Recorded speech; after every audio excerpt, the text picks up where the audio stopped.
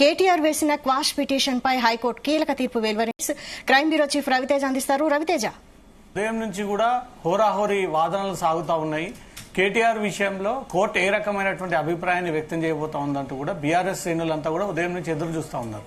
కేటీఆర్ తరపున సుందరం senior supreme court న్యాయవాది, ఇటు ప్రభుత్వం తరపున ఏజీ ఉదయం నుంచి కూడా ఈ వాదనలు సాగిస్తూ ఉన్నారు. రెండు వైపుల నుంచి వాదనలు విన్న తర్వాత ధర్మాసనం ఇప్పుడే అభిప్రాయాన్ని వ్యక్తం చేసింది.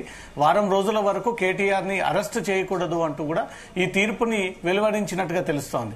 ఉదయం నుంచి కూడా చాలా హాట్ గా ఈరోజు కోర్టులో ఈ వాదనలు సాగాయి. ఈ ప్రాసెస్ అంతా కూడా ఏదైతే ఈ ఫార్ములాకు సంబంధించినటువంటి కేసులో ముందస్తుగానే ఈ ఉల్లంఘన ఉంటుందని తెలిసే కావాలనే ఈ డబ్బులు చెల్లింపుల ప్రక్రియ సాగింది అంటూ కూడా అటార్నీ జనరల్ ఈ విషయాన్ని కోర్టు దృష్టికి తీసుకురావడం జరిగింది. ఉదయం నుంచి సాగినటువంటి ఈ విషయాల వివరాలకు వెళ్తే ఏజీ అగ్రిమెంట్ లేకుండానే 2 విడతల్లో ఈ డబ్బులని పంపిణీ చేశారంటూ కూడా అటార్నీ జనరల్ కోర్టు దృష్టికి తీసుకెళ్లడం జరిగింది.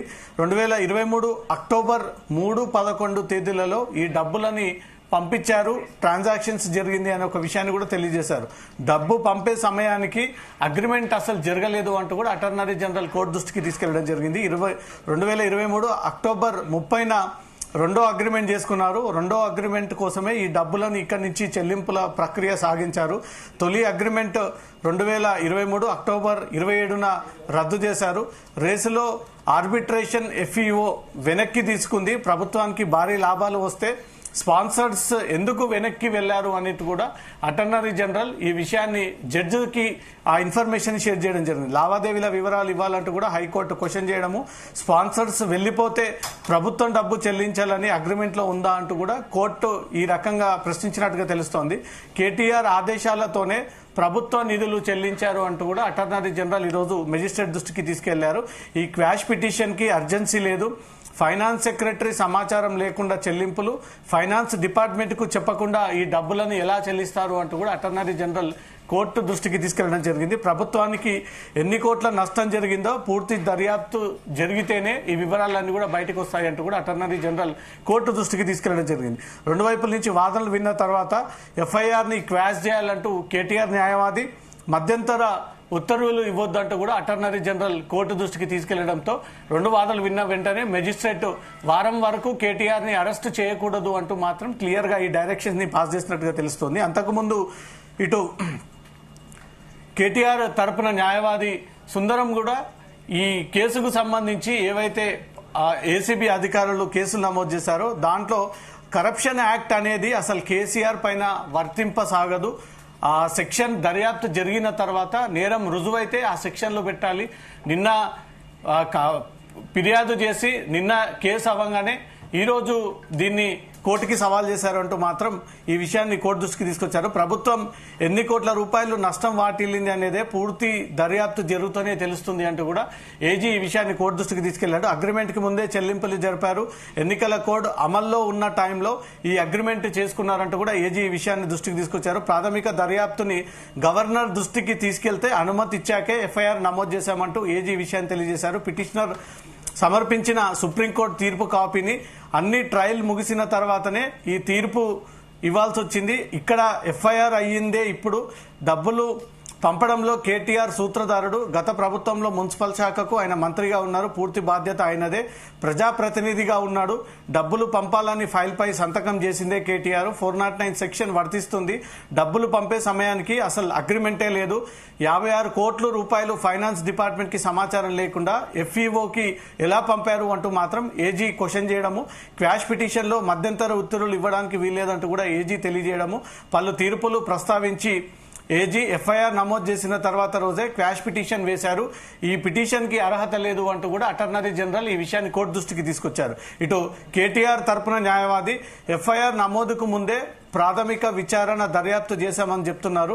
ఆల్రెడీ దర్యాప్తు చేశాక మళ్లీ దర్యాప్తు చేయడానికి ఏముంటుంది అంటూ మాత్రం కేటీఆర్ తరపు న్యాయవాది లలితా కుమారి కేసులో ఎఫ్ఐఆర్ నమోదుకు ముందు ఫిర్యాదు అందిన తర్వాత దర్యాప్తు చేసి 3 నెలల్లో ఎఫ్ఐఆర్ నమోదు చేయాలి. కానీ ఇక్కడ ప్రభుత్వం ఆల్రెడీ ప్రాథమిక దర్యాప్తు పూర్తి చేసి ఎఫ్ఐఆర్ నమోదు చేసింది అంటూ కూడా కేటీఆర్ తరపు న్యాయవాది ఈ విషయాలను అందజేయడం జరిగింది.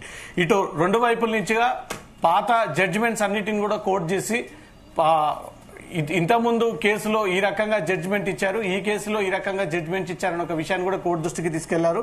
రెండు వైపుల నుంచి వాదనలు విన్న తర్వాత కోర్టు కొద్దిసేపు రెండు వాదనలు విని పూర్వంగా ఇచ్చినటువంటి జడ్జిమెంట్స్ అన్ని పరిశీలించిన తర్వాత ఏసీబీ నమోదు చేసినటువంటి కేసు విషయంలో కేటీఆర్ వారం రోజుల వరకు అరెస్టు చేయకూడదు అంటూ కూడా హైకోర్టు డైరెక్షన్ ఇచ్చింది. వారం రోజుల పాటు కేటీఆర్ కి రిలాక్సేషన్ దొరికిందని అనుకోవాలి.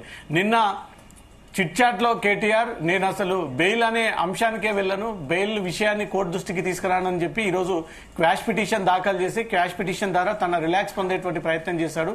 అనుకున్న విధంగానే ఇటు కేటీఆర్ తరపు న్యాయవాదులు వాదనలు వినిపించిన తర్వాత కోర్టు దాన్ని ఏకీభవించి కేటీఆర్ పైన ఈ PC sections prevention of corruption act కేసులు ఏవైతే నమోదు చేశారో అవి వర్తించవు, అవన్నీ కేసు దర్యాప్తు ముగిసిన తర్వాత దర్యాప్తులో తేలిన తర్వాత ఈ కేసులు నమోదు చేయాలి. కానీ దర్యాప్తు ప్రారంభించకుండా ముందే నోటీసులు ఇవ్వక ముందే కేటీఆర్ పైన ఈ కేసులు నమోదు చేశారు. ఇది రాజకీయ కుట్రలో భాగంగానే కేటీఆర్ పై పెట్టినటువంటి కేసులు తప్ప ఇది నిజమైనటువంటి కరప్షన్ జరిగినటువంటి కేసు కాదు అంటూ కూడా కేటీఆర్ ఈ విషయాన్ని కోర్టు దృష్టికి తన న్యాయవాది ద్వారా తెలియజేయడం జరిగింది. రెండు వైపుగా వాదనలు విన్నటువంటి కోర్టు వారం రోజుల వరకు కేటీఆర్ ని అరెస్ట్ చేయకూడదు అంటూ మాత్రం ఈ ఆదేశాలు కోర్టు జారీ చేసినట్టుగా తెలుస్తోంది. వైశాలి, అయితే విచారణ 27కి వాయిదా వేసినట్టు తెలుస్తోంది. రెండు వైపుల వాదనలు ఏ విధంగా సాగినట్టు తెలుస్తోంది?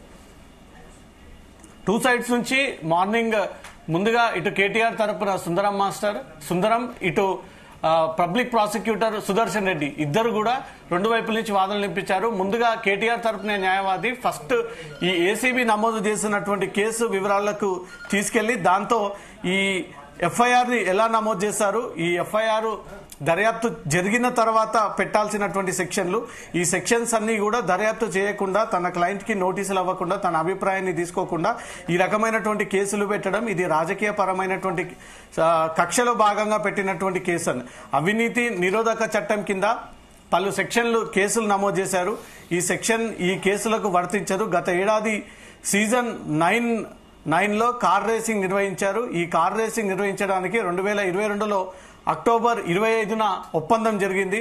ఫార్ములా ఈ ఆపరేషన్స్ తో ఒప్పందం జరిగింది. సీజన్ 9లో 110 కోట్ల రూపాయలు లాభం వచ్చింది. సీజన్ 10 కోసం ఓ సంస్థ తప్పుకుంది. దీంతో ప్రభుత్వం ప్రమోటర్ గా ఒప్పందం కుదిరించుకుంది. పాత ఒప్పందానికి కొనసాగింపుగా కొత్త ఒప్పందం జరిగింది. ఎన్నికల కోడ్ ఉల్లంఘించారనడానికి ఎలాంటి ఆధారాలు లేవు, ప్రొసీజర్ పాటించలేదు, అందరం దీంట్లో సరైనటువంటి ప్రొసీడింగ్స్ సాగలేదు. 14 నెలల తర్వాత ఎఫ్ఐఆర్ నమోదు చేశారు. కనీసం ప్రాథమిక విచారణ కూడా చేయకుండా ఈ కేసు నమోదు చేయడము కేవలం రాజకీయ కక్షతోనే కేటీఆర్ పైన ఈ కేసు నమోదు చేశారు. ఈ కేసులో ఎన్ని తప్పులు కనిపిస్తా ఉన్నాయి. అవినీతి నిరోధక చట్టంలో సెక్షన్ 13 క్లాజ్ 1 క్లాజ్ ఏ సెక్షన్ దీనికి వర్తించదు. ప్రాథమిక దర్యాప్తు జరపకుండా కేసు రిజిస్టర్ చేయడం పట్ల విరుద్ధం. అఫెన్స్ జరిగిందని తెలిసాక 3 నెలల లోపే కేసు రిజిస్టర్ చేయాలి. కానీ 11 నెలల తర్వాత కేసు నమోదు చేశారు. లలితా కుమార్ వర్సెస్ యూపీ కేసులో సుప్రీంకోర్టు ఆర్డర్ ని కేటీఆర్ తరపు న్యాయవాది ఈ విషయాన్ని కోర్టుకు తెలియజేయడం జరిగింది. ఈ కేసు 10 రోజులకు వాయిదా వేస్తూ 10 రోజుల వరకు కేటీఆర్ ని అరెస్టు చేయకూడదు. ఈ నెల 30 వరకు తదుపరి విచారణలో భాగంగా ఈ కేసుని విచారించాలంటే కూడా అడ్వకేట్ జనరల్ ఈ విషయాన్ని కోర్టు దృష్టికి తీసుకురావడం జరిగింది. 10 రోజుల వరకు కేటీఆర్ ని ఎట్ట పరిస్థితుల్లో అరెస్ట్ చేయకూడదు అన్నట్టుగా మాత్రం హైకోర్టు ఆదేశాలు ఇచ్చింది. ఇప్పటికే ఒక పక్క అసెంబ్లీ సాగుతా ఉంది. ఈ తరుణంలో కేటీఆర్ పార్టీ వర్కింగ్ ప్రెసిడెంట్ గా ఉన్నాడు. గతంలో మంత్రిగా పనిచేసినటువంటి అనుభవం ఉంది. 10 ఏళ్ల పాటు సుదీర్ఘ అనుభవం ఉంది. ఐటీ టెక్నాలజీని డెవలప్ చేసినటువంటి మంత్రి హోదాలో ఉన్నాడు. రాష్ట్రానికి హైదరాబాద్ కి అనేక పెట్టుబడులు తీసుకొచ్చారు. అలాంటి వ్యక్తి పైన కాంగ్రెస్ ప్రభుత్వం అధికారంలోకి వచ్చిన తర్వాత ఒక తప్పుడు కేసు పెట్టి కేటీఆర్ ని జైల్లో వేసేటువంటి ప్రయత్నాలు చేస్తా ఉన్నారంటూ కూడా బీఆర్ఎస్ శ్రేణులంతా కూడా ఉదయం నుంచి కూడా ఆందోళన వ్యక్తం చేస్తా ఉన్నారు. తమకు న్యాయం పైన పోలీసుల పైన కోర్టు పైన గౌరవం ఉంది కాబట్టి కోర్టులో వచ్చేటువంటి తీర్పును బట్టి మేము గౌరవంగా నడుచుకుంటామంటూ కూడా ఉదయం నుంచి బీఆర్ఎస్ శ్రేణులు ఇదే అభిప్రాయాన్ని వ్యక్తం చేశారు. వారు అనుకున్న విధంగానే కేటీఆర్ వేసినటువంటి పిటిషన్ పైన కోర్టు రెండు వైపు వాదనలు విన్నటువంటి వెంటనే ఈ కేసుని వాయిదా వేస్తూ 10 రోజుల వరకు కేటీఆర్ ని ఈ అరెస్ట్ చేయకూడదు అన్నట్టుగా కూడా కోర్టు ఆదేశించినట్టుగా తెలుస్తోంది. Vaishali, right, thank you Raviteja.